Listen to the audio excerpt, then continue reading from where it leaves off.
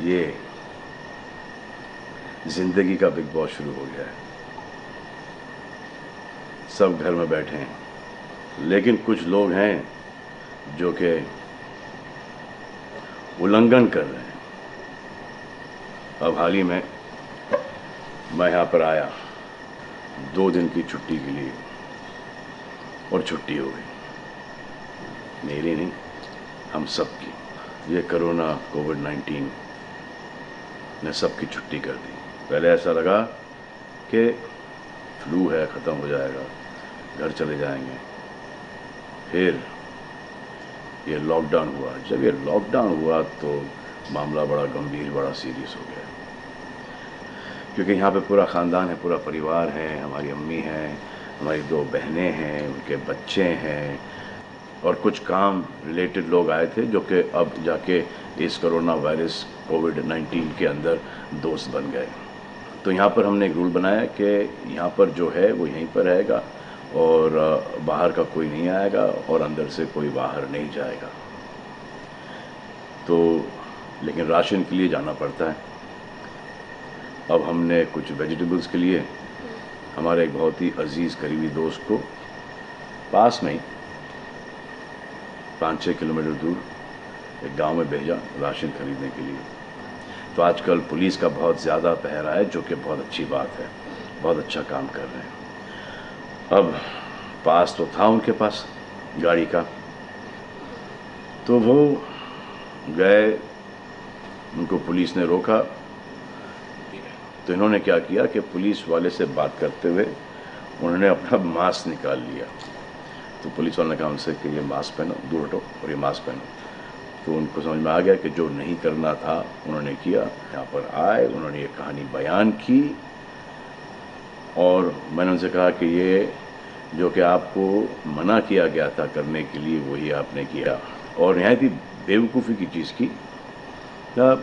दिमाग से निकल गया। सोचा कि बात कर रहा हूँ तो मुंह दिखा के बात करूँ, जो कि नहीं करना चाहिए था उस वक्त। अब जिसको ये बात समझ में नहीं आ रही कि इस को मैं कहाँ लेके जा रहा हूँ, वो मेरी बात गौर से सुने।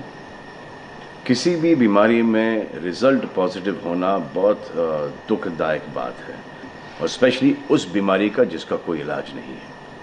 लेकिन किसी पॉजिटिव पेशेंट के दिमाग में एक नेगेटिव थॉट आ जाना, एक उसका संयम खो देना, होप खो देना, वो उससे बुरी बात है। और जो पॉजिटिव टेस्टेड पेशेंट है, उसका दुख ना समझना, वो एंटी ह्यूमन, एंटी इंसानियत है।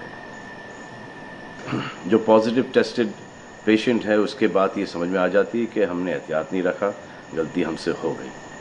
और जो नेगेटिव है और एहतियात नहीं रख रहे हैं, वो जल्द पॉजिटिव हो जाएंगे, ये गारंटी है। और फिर अपने पूरे ख़ानदान को ये बीमारी दे देंगे। ख़ानदान से मोहल्ले को, मोहल्ले से शहर को, शहर से पूरे हिंदुस्तान को। क्या कहा है गवर्नमेंट ने कि बाहर मत जाओ, सोशल गैदरिंग्स ना करो, यही कहा है ना। दोस्त यारों से ना मिलो, आइसोलेशन में रहो, घर में रहो, परिवार के साथ रहो, परिवार के साथ वक्त गुजारो। ये सब किसके लिए? उनके लिए नहीं, हम सब के लिए। नमाज पढ़ना है घर पे पढ़ो, पूजा पाठ करनी है घर पे करो। बचपन में ये सीखा था कि भगवान हमारे अंदर है, तो अगर भगवान के घर जाना, अल्लाह के घर जाना है, परिवार के साथ जाना है, तो निकलो भाग। मरना तो एक दिन सबको है, लेकिन क्या कोई मरना चाहता है? ये यहाँ पर आके ये बात चेंज कैसे हुई? इंडिया के आवाम को, इंडिया की आबादी को कम करना चाहते हो? Starting with your own family.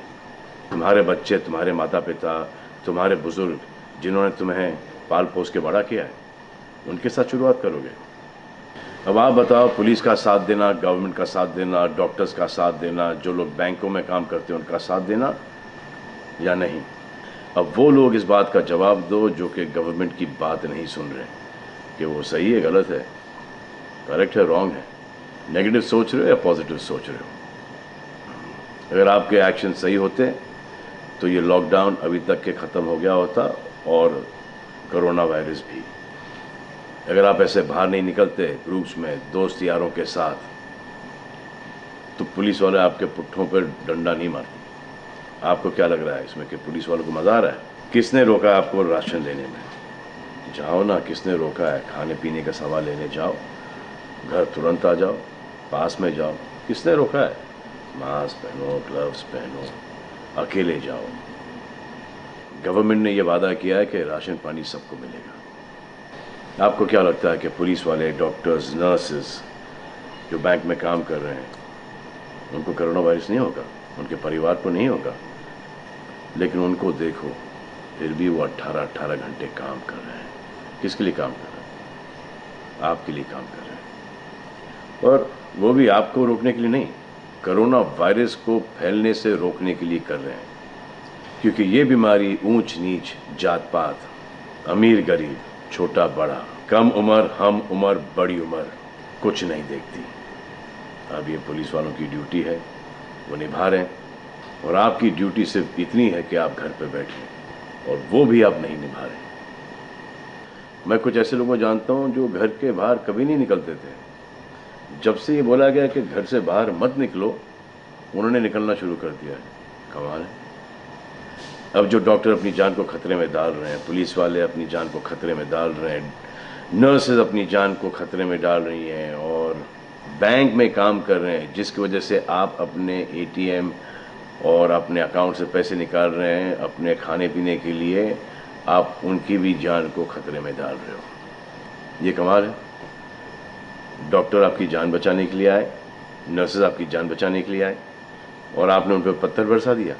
जो कोरोना से डिटेक्ट हो रहा है, वाह, वो हॉस्पिटल से भाग रहा है। भाग के जाओगे कहाँ? किस ओर भाग रहे हो? जिंदगी की ओर भाग रहे हो या मौत की ओर भाग रहे हो?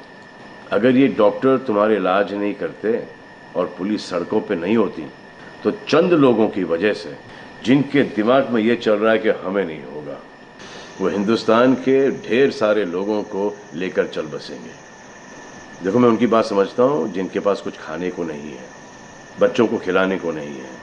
अब उन्हें मैं सलाम करता हूँ, क्योंकि वो भी ये जानते हैं कि परिवार गुजर जाने से बेहतर है कि ये बिना खाए पिए ये वक्त गुजर जाए।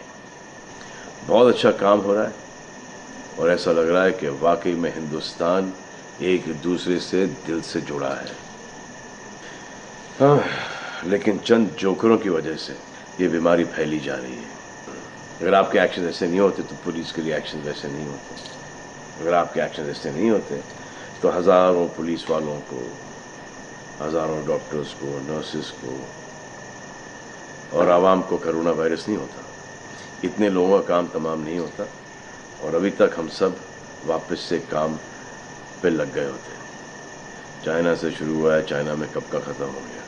लेकिन इन चंद लोगों की वजह से पूरा हिंदुस्तान एक लंबे समय के लिए घर पे बैठेगा।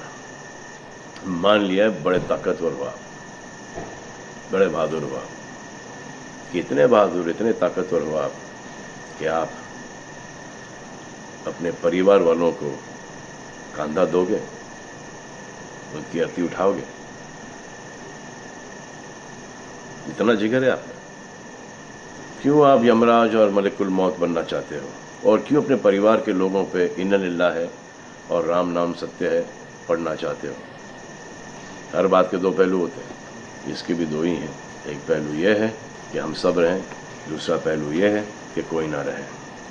आप डिसाइड करो, और सब शुक्रिया अदा करो पुलिस फोर्स का, डॉक्टर्स का, नर्सेस का, जो बैंक में काम करते हैं उनका रिस्पेक्ट करो, उनको जिनको हुआ है, और एहतियात रखो कि ये आगे ना फैले, और दुआ करो कि वो नौबत ना आए जहाँ पर आपको समझाने के लिए मिलिट्री बुलाई जाए।